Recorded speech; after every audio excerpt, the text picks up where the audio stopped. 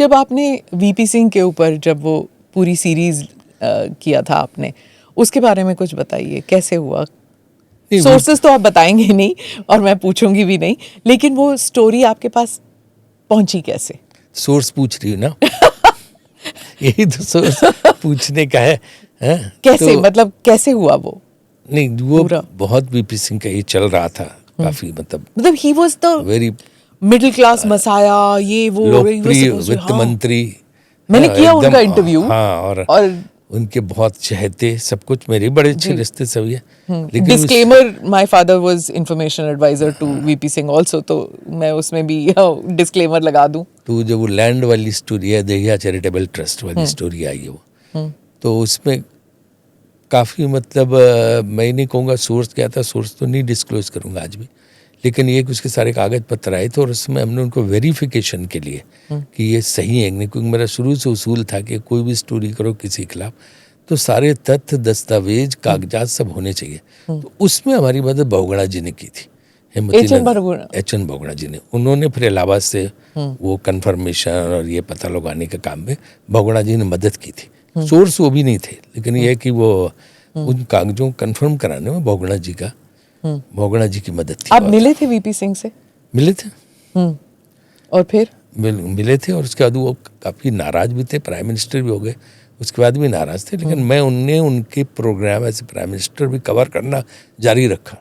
मैं उनकी press conference में रेगुलरली जाता था, और जब उनके जब प्राइम मिनिस्टर के मतलब उनके जहाज में नहीं, अलग अलग से उनके प्रोग्राम को, एक पत्रकारिता का हमने जो धर्म था या वो निभाया मैंने, उनके भी कवर की, और जो उनकी बात होती थी वैसे करते। तो वो ऐसा नहीं है। उनकी धर्मपत्नी भी बहुत नाराज थी आपसे, कहते हैं।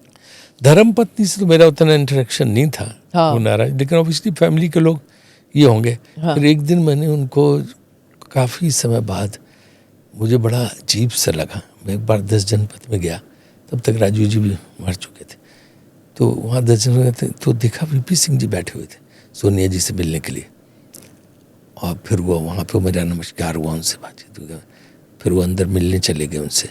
तो कैसे इतिहास की घड़ी जो है घूमती है, इतिहास का पहिया कमा, कि जिस व्यक्ति ने उनके पति को हटाया प्रधानमंत्री पद से, सारे आरोप लगाए, हटाया, फिर एसपीजी हटाई, फिर दुर्भाग्य था कि उनकी हत्या भी हो गई, चले गई, लेकिन आप ये देखिए कि मैंने वही फिर सोनिया जी, वीपी सिंह सोनिया जी एक हो गए थे, उनके पास वो गए, और उस समय क्यों मिलने गए थे? कुछ अब ये राजनीतिक कारण कुछ रहे होंगे जो भी है, जिस वजह से, लेकिन इतिहास की घड़ी की सुई कैसे घूम के वहीं पहुंच जाती है, आप देखो। वो वहाँ पे बैठे, उनको मैंने वहाँ मिले मुझे। Last time I saw him there at 10 जनपद।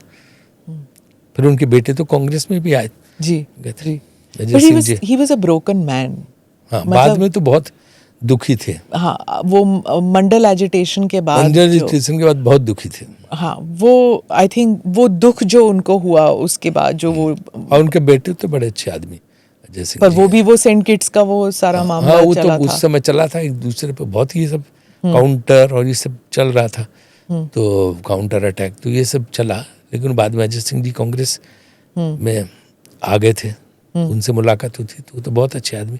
अभी उनकी पत्नी कभी कभी मिल जाती हैं यहाँ पे हनुमान मंदिर में, सत्य मार्ग पे जो हनुमान मंदिर है, उसमें उनकी पत्नी भी आती, तो वो मिल जाती कभी कभी, नमस्कार उनसे हो जाता है।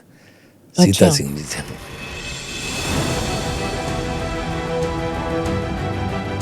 नमस्ते, जय Hind, you're watching ANI podcast with Smita प्रकाश। अगर हम उसको मस्जिद कहेंगे तो फिर विवाद होगा। इशू टूटा है क्या भारत? 400 पार का मतलब ये है कि संविधान खतरे में है। क्या हम लोग ये निर्देश देते हैं कि फला को गिरफ्तार करके जेल डाल?